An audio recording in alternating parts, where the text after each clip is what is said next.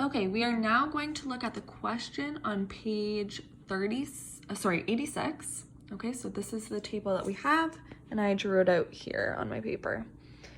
Okay, so let's look at what we know so far. So in term 1, we have 3 counters. 1 plus 1 plus 1 is 3. And we're saying that we're adding 2 to get to the next number.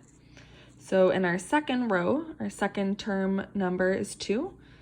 Our picture looks like this. We have 1, 2, 3, 4, 5. Now, if we look at this picture and compare it, we can see that we added 1 counter to the top and 1 counter to the bottom.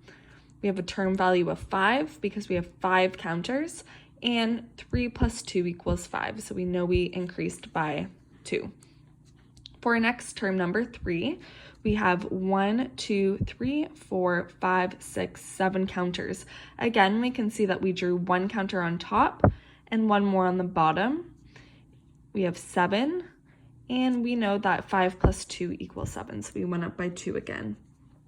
For our next one, we have 1, 2, 3, 4, 5, 6, 7, 8, 9. Again, we added 1 more counter on top and 1 more counter on the bottom. We have a term value of 9, and we went up by another 2. So we can see from this pattern that we are going to increase by 2 every time.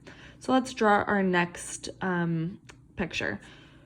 We're gonna put 1, 2, 3, 4, 5 because we're adding 1 on the top, and 1, 2, 3, 4, 5, 6 on the bottom because we're gonna add 1 extra 1 on the bottom as well.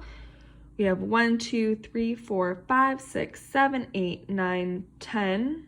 Sorry, 1, 2, 3, 4, 5, 6, 7, 8, 9, 10, 11. Sorry, I counted wrong.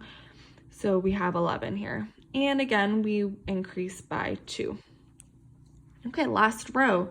So we are going to add 1 more to the top to give us 6. So 1, 2, 3, 4, 5, 6, and we're going to add 1 more to the bottom. 1, 2, 3, 4, 5, 6, 7. We know that 6 plus 7 equals 13, and again we increased by 2. So that is how we fill in this chart.